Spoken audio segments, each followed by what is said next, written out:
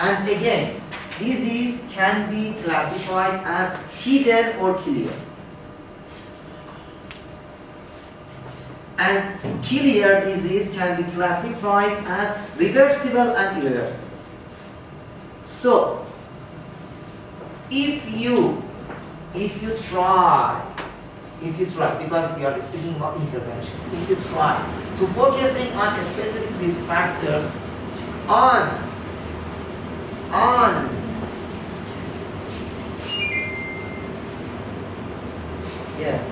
focusing on specific risk factors on some guys and some people that they don't have any disease, it's a kind of private prevention. If you screen patients who have disease, of course, hidden disease, it's a kind of screening and it's a kind of secondary prevention.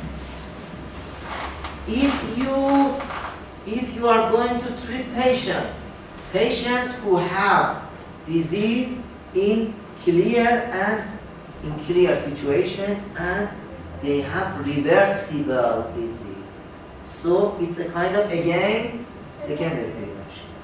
And if you deal with patients that they have clear disease but their diseases are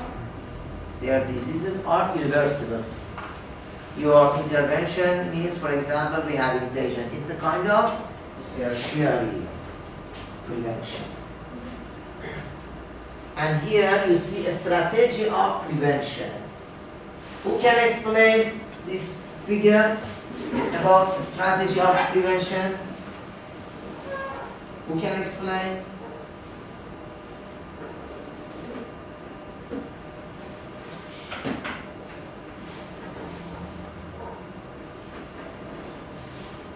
It's obvious. Any positive point?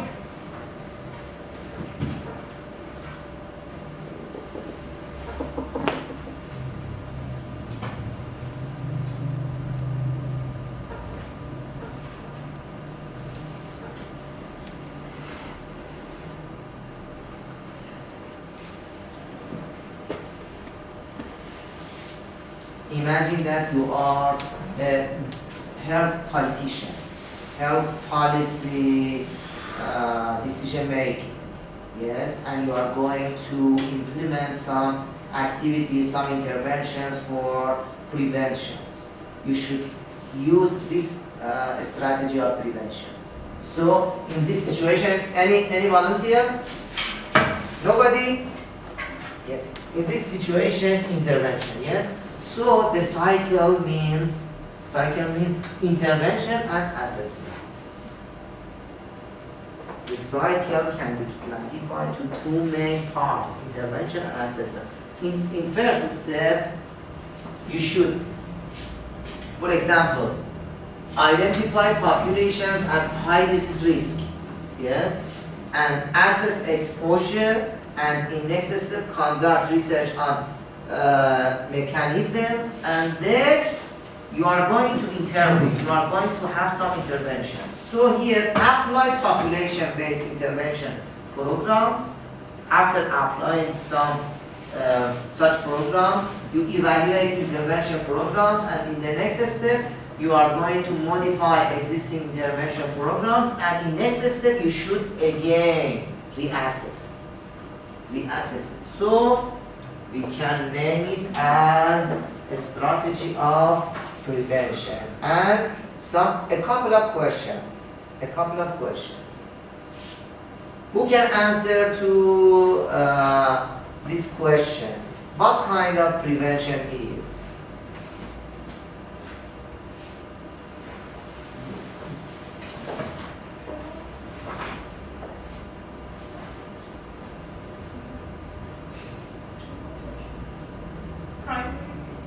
Primary. Any other answer? Secondary. Thank you very much. Why primary? Secondary because of screening.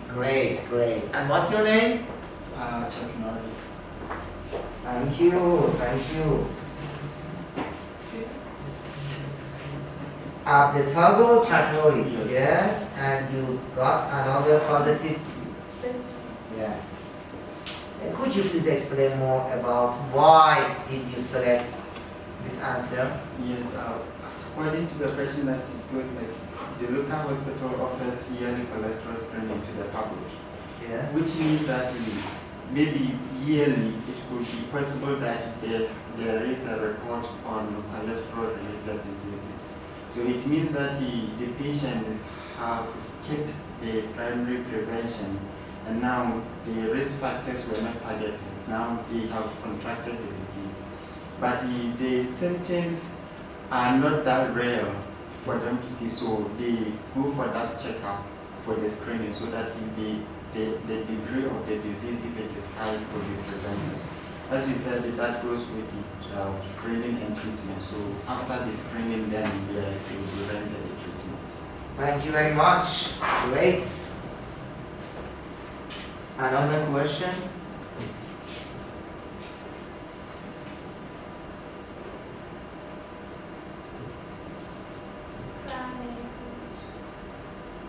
Who answered? Primary prevention. Another answer? Do you agree with her? Yes. Yes, all of you, primary prevention. Thank you very much. Only thank you because you got a positive. Thank you, thank you. Another question?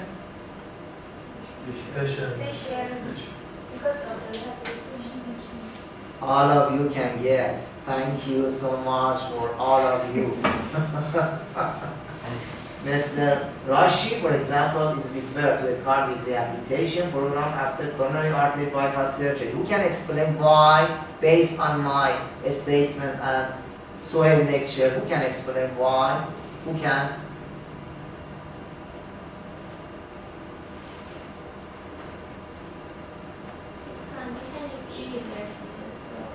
Great. The condition is irreversible. Thank you very much.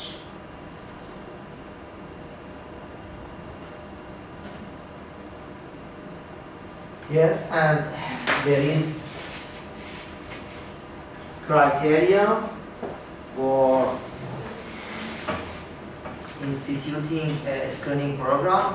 Imagine that you are a health policy decision making and you have a couple of screening programs, and the question is, which of them do you prefer?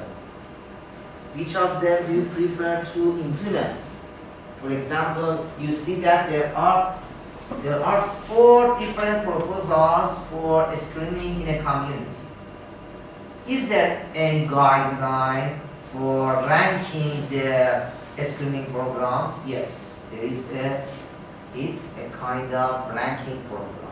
Yes, when we are going to rank the implementations and preventions and the screening program, we should focus on 3 criteria: disease, diagnostic test, and diagnosis and treatment. In this way, the disease should be serious. Maybe you see that a very trivial disease.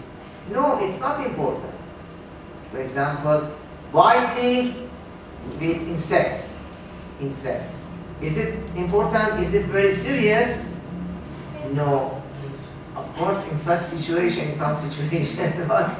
So, it should be serious. If it's serious, for example, insects with for insects can spread malaria. Yes, it's important, it's serious. But only for biting our skins. No, it's not serious. So the disease should be serious. The disease should be high prevalence of preclinical stage. The natural history of disease should be understood, and there should be a long period between first signs and overt disease. So these are criteria for disease. And for diagnostic test, your diagnostic test should be sensitive and specific, simple and cheap, safe and acceptable, and it should be reliable. And for the whole diagnosis and treatment, there are a couple of criteria. The diagnosis and treatment, the facilities for diagnosis and treatment should be adequate, and they should be effective and acceptable, and should be safe treatment available. And the safe treatment should be available. Thank you very much. And we know every session we have 2 presentations. I appreciate Sohail's lecture, and we wait for Ali Hassan for next situation, and we need another volunteer for next situation. Who is volunteer? You. Thank you very much. You. Because first at the beginning he raised his hand. Thank you very much. And your topic, of course, which of them you are going to? My preference is the first one, immunization plan in Iran. Are you ready? That's one. Yes. So then the first one is great. And of course, today we have 2 other strong students. You, please. What's your name? Salahuddin. Salahuddin. Yes. Because you was rock. You are rock. You was great in my class. Salahuddin. Salahuddin Hiba. Yes. Yes. You can get a positive. And again, you, lady, what's your name?